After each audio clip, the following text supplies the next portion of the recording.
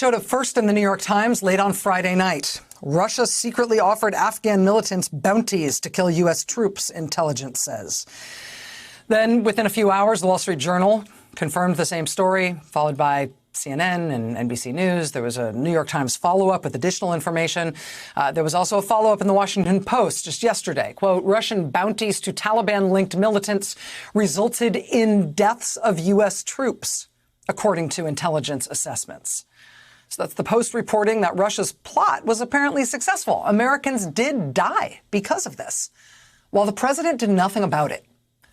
While he ignored the menu of potential responses prepared for him by his advisors and decided instead that he would just do nothing. He would just let Russia go ahead and do it. I mean, what on earth are we supposed to do with news this dire, right? With news that has these worst case scenario implications about the president? Joining us now for the interview is Susan Rice, U.S. Ambassador to the United Nations and National Security Advisor in the Obama administration. She's the author, most recently, of Tough Love, My Story of the Things Worth Fighting For. Ambassador Rice, it's nice to see you. Thanks very much for making time to be here. Good to be back with you, Rachel. First, let me just ask you your take on the reporting here, right? Russian military intelligence paid bounties to Taliban fighters to kill American soldiers in Afghanistan. Washington Post saying that intelligence assessments concluded that those bounties did result. They were paid. They did result in the deaths of multiple American service members. I mean, does this, with all your experience in national security, does this seem plausible to you? It seems plausible, Rachel. It's mind-blowing that it's come to this. It's a major escalation of Russian aggression against the United States. And what's most extraordinary, as you laid out very ably in your introduction, is that the President of the United States presumably has had access to this information for months and has done absolutely nothing about it.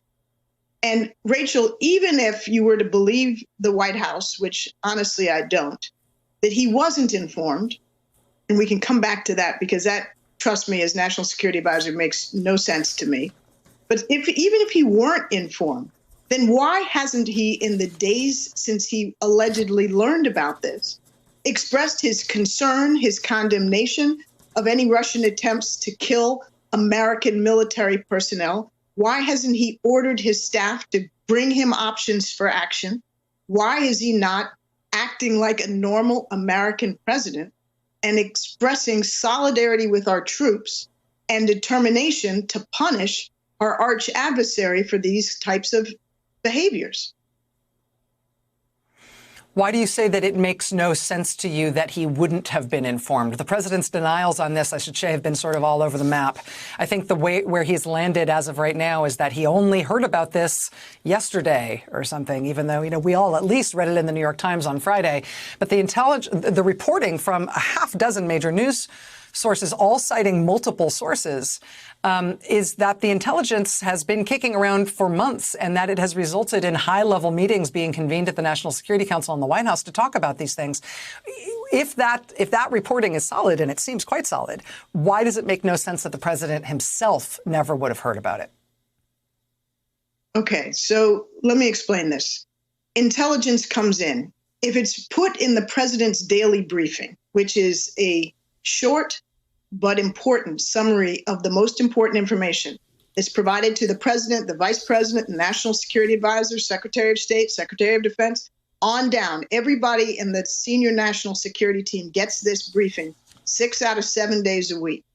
So even if the president doesn't read his PDB, as it's known, which apparently he doesn't often do, then surely somebody around him would come in with this information and make sure that he was aware. If I'd been National Security Advisor and we received this kind of report of an arch adversary trying to kill U.S. forces, the first thing I would do is walk into the Oval Office and say, Mr. President, we have extremely troubling information that the Russians are trying to slaughter American forces by paying bounties to the Taliban.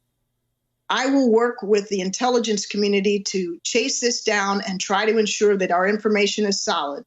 I will convene the National Security Council principals to work up options for you to respond. but please understand how serious this is.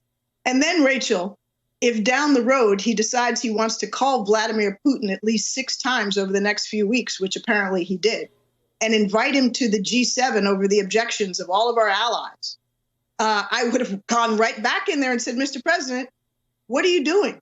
We warned you that we believe Russia is up to this effort to kill Americans, and still you're going through these ridiculous efforts to hand Putin an olive branch.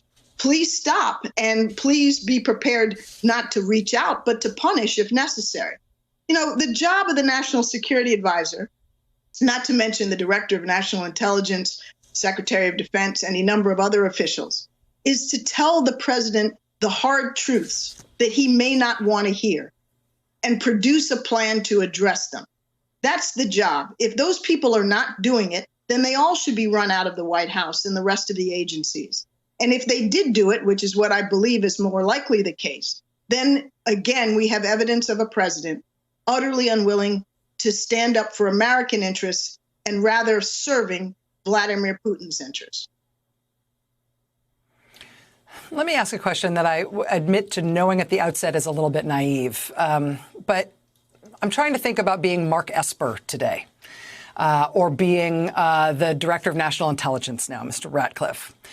Being somebody in a position of significant authority in terms of the powers of the U.S. government, who is in the loop on this, because this intelligence was briefed. Whatever's going on with the president in the Oval Office, we know that it was briefed up the chain to the point where it was, you know, the subject of National Security Council meetings, the subject of high-level meetings in the White House. And so those people had to know. If you're Mark Esper right now and you're the head of the Defense Department and you're responsible for force protection efforts in theater in places like Afghanistan, and you find out that this has happened, do you necessarily have to wait for instruction from the president to act on this information? Is it possible that our government has done some of the right things that should have happened in response to information this scary, even if the president himself was either unavailable for comment or otherwise compromised in some way and not doing the right thing? Well, Rachel, certainly the Secretary of Defense should have immediately taken all possible precautions to enhance the force protection of our personnel in Afghanistan, and to harden us against any such potential Taliban attacks sponsored by Russia. But in order for us to act against Russia in retaliation or in response, whether those responses turn out to be on the low end diplomatic or maybe economic in the middle end or military ultimately, whether they are overt or covert, that has to be decided by the President of the United States. So there are limits to the authority of a Secretary of State or Defense to initiate an action against a foreign government without the approval of the president. This is, I have to say, we've covered a lot of sort of flabbergasting things over the course of the Donald Trump candidacy and presidency. I honestly, just as a human being, don't know how to process the implications of the president's behavior here. Like, I find myself kind of reading White House statements, reading quotes from the president, hoping that they're true, that he was somehow inexplicably out of the loop or didn't understand it or it was somebody else's fault. I mean, I don't know how to put in context the idea that the president would know about an adversary paying money for the scalps of American troops in theater and decide that it was okay with him, that there was no reason for any American rebuke and that adversary should be rewarded. I don't know if you can help, but I don't know what to do with this information. I don't know how to sleep with this in my head. It's very hard to digest. Either President Trump acted in a fashion that is profoundly disloyal to the United States of America and our men and women in uniform, or he has abdicated his responsibility as commander-in-chief and is presiding over the most dysfunctional and ineffective national security apparatus in American history that leaves American troops vulnerable to Russian attack. Because any way you slice it, the message that Putin has had to receive from all of this is that he can go after Americans in Afghanistan or anywhere else on the planet with utter impunity. So this is, Rachel, one of those jaw-dropping moments, as many as we've had in the course of this administration. that calls into question not just the competence, but the loyalty of this president.